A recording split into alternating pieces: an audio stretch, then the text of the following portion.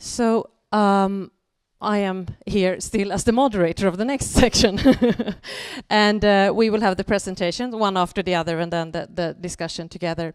So Claire Doherty, very welcome. Claire is the Director of Situations in Bristol. And welcome on the stage, Claire.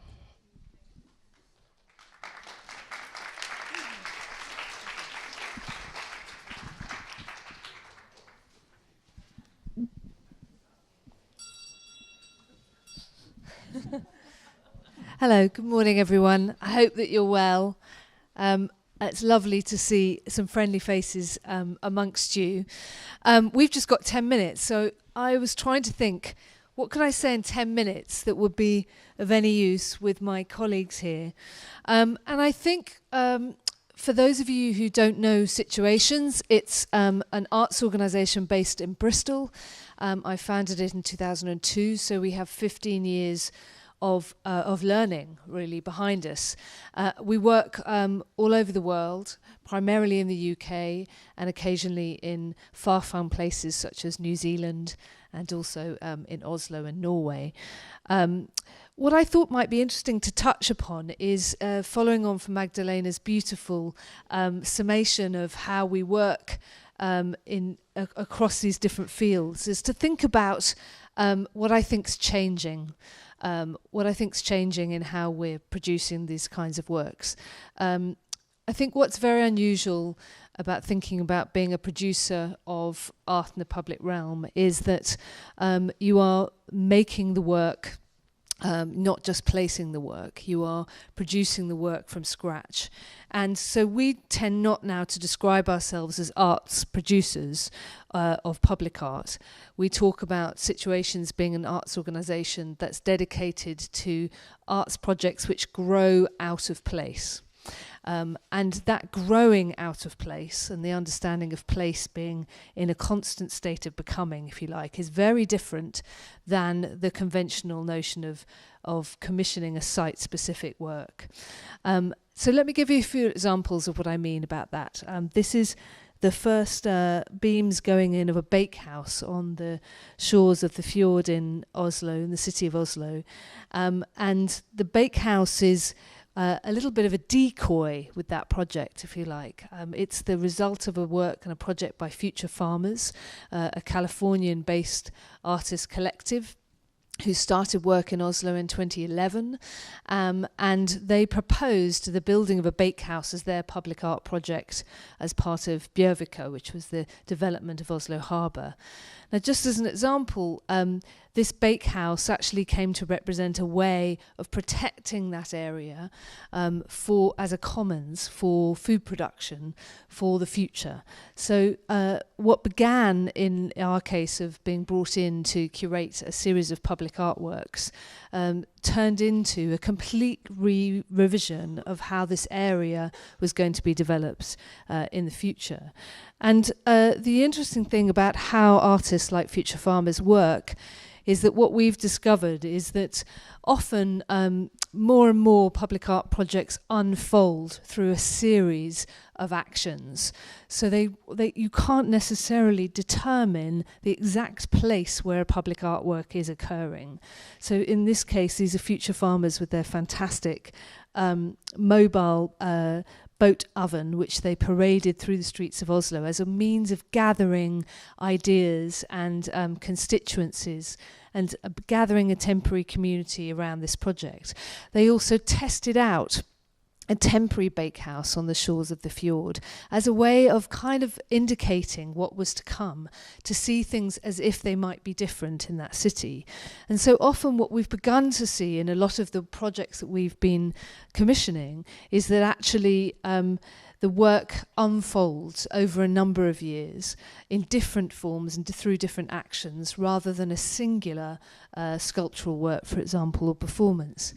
Now, that's not to say Situations isn't involved in permanent sculptural works as we are. This is the interior of a work by Katie Patterson, which brings all the world's trees to one location. You stand in the midst of this grotto and you're surrounded by the history of the planet, from 390 million-year-old fossils beneath your feet right up to the rainforest above your head. And equally, we've worked on projects which have involved, as Magdalena was saying, many participants as part of their making. This was a pavilion in Bristol. And others, we've been involved in unannounced interventions. So our work really spans the commissioning of permanent public works through to this, which is the burying of £10,000 worth of gold under the sand of a beach in Folkestone, which sparked a gold rush subsequently. The work there being, of course, the reaction to this planting of the gold under the sand. We've also been involved in works that take on, for example, many different forms. This is a floating Arctic island that became the nation Nowhere Island as it moved through international waters. And you could become a citizen of Nowhere Island and determine its future constitution. More and more our work involves a remote audience. There may be many people who have been involved in situations, projects that have never been a part of the live audience or seen the work, but are contributing to it online. And equally, our work has involved a series of commissions in New Zealand over 24 hours in which we played with the idea of the one-day public sculpture, this being a barricade by the artists Ivan and Heather Morrison. So through all of those different works, and it's a bit of a hurried journey through them, some will be at the invitation of a city or a local authority in which we're asked as producers to come in and help rethink how we might commission public art in that context. We often write public art strategies for towns and cities. But equally, we might initiate the projects ourselves. As Magdalena was saying, some of those projects will come about purely through the invitation of an artist to come and work in a particular location. And through that, what I've seen happen in the last 10 to 15 years has really been a change in the kinds of curatorial skills that are required. So I still hold fast, my background was a gallery curator, to protecting the artistic integrity of the work, and that you hold fast to an artist's practice once you commission that work, and help them develop, both champion and challenge them as a curator. But you're also navigating, because we're working across these different fields, many, many different types of negotiation. In the book, I refer to this as both kind of having the finding a common language with people from different disciplines and fields, having the skills of a kind of seasoned negotiator in conflict resolution. More and more you have to develop charm skills. I often sort of say to my colleagues, come on, roll out the charm, this is the time to do it, to persuade people. You also have to smuggle ideas through, as in the case of the Future Farmers. You smuggle an idea which is quite radical through a form which might be slightly more conventional. And you also need the flair of a storyteller. A huge part of our work now is to help those who we're working with or commissioning, whether that be participants, commissioners, city authorities, or non-arts partners, to imagine something that they would never have imagined commissioning or being involved with. And that means really projecting from the very beginning the possibilities of a work and staying true to that vision. And finally, this kind of concentration of an air traffic controller. So you have a sort of horizon scanning, whilst also dipping down into the detail, keeping your eye on the detail as you develop it. Now, here I've only got 1 minute to tell you about Theaster Gates project. But essentially, one of the things I just wanted to refer to is that the other thing that I see emerging is a real play with the idea of public time as well as public space. It's something Magdalena referred to. And increasingly with our projects, duration and the temporal limits of a project are really played with. So in the case of Theaster Gates, I'm going to zip through here, we built this extraordinary structure in the ruin of Temple Church, which in itself was very interesting. He brought together materials from all over the city, as if the histories of the city of Bristol were colliding in this structure.